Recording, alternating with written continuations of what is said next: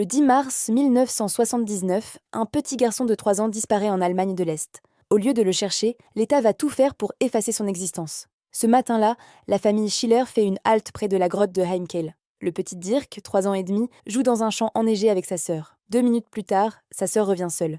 Dirk a disparu. Le sol est couvert de neige, le ruisseau est gelé et les dessins faits par les enfants sur la glace sont intacts. Aucune trace ne mène à l'eau. Pourtant, la police conclut immédiatement à une noyade. Mais quelques heures plus tard, un agent de la Stasi débarque sur les lieux. Quelques minutes avant le drame, la mère aperçoit une Moskvitch bleue immatriculée à Leipzig, une voiture réservée aux hauts dignitaires du régime. Un homme et une femme en manteau gris en sortent puis repartent.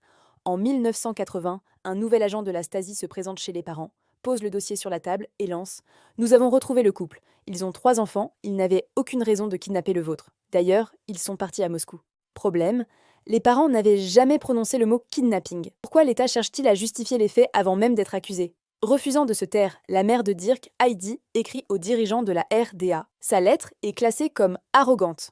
Lorsqu'elle contacte la Croix-Rouge et Amnesty International à l'Ouest, le régime frappe fort. Elle est arrêtée sous les yeux de ses enfants et condamnée à 4 ans et demi de prison ferme dans le sinistre pénitencier de Bautzen.